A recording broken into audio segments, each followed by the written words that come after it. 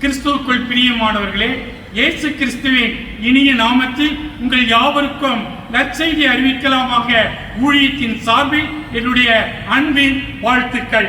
4வது நாள் லெந்து காலம் அல்லது தபசு காலம், இவைகளை நாம் அனுசரிப்பதற்காக கிறிஸ்துவோடு கூட ஒரு தொடர்பை ஏற்படுத்திக் கொள்வதற்காக சடங்காச்சாரமும் அல்ல, இது வழக்கப்படி செய்யக்கூடிய காரியங்களும் அல்ல.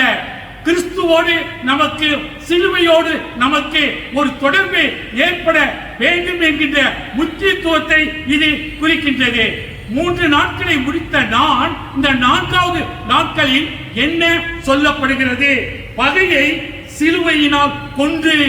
இது பகை, எங்கு பார்த்தாலும் பகை, எங்கு பார்த்தாலும் பார்சாலிட்டி, பகை பகை.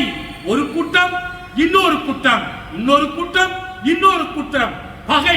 இந்த பகையை சிலுவையால் மாத்திரமே அடித்து தகர்க்கறிய முடியுமே தவிர வேறு யாதொன்றிலும் இதை சரிப்படுத்த முடியாது என்று ஆக்கியோன் இப்படியாய் எழுதியிருக்கிறார். எபேசியருக்கு எழுதும்போது இதை தெளிவுபடுத்துகிறார். பகையை சிலுவையினால் கொன்று. பகையை சிலுவையை வச்சுதான் கொல்ல முடியும். ஒருத்தர் பகைய ஒருத்தர் பகையா இருக்கிறான் என்று சொல்லி சொன்னால் அந்த சிலுவையை எடுத்து அடித்தால் ஒழிய அந்த பகை மாறாது. பிரியமானவர்களே, வேதம் சொல்லுகிறது பகையை சிலுவையினால் கொன்று அதனாலே இருதரத்தாரையும், 2 பேர் இருதரத்தாரையும் நல்லா கவனிக்கணும். எல்லா இடத்திலையும் இருதரத்தார் இருக்கிறாங்க. எல்லா சபைகளிலும், நான் சபை எதிர்த்து குறிப்பிட இந்த நாட்களிலே விருப்பப்படவில்லை.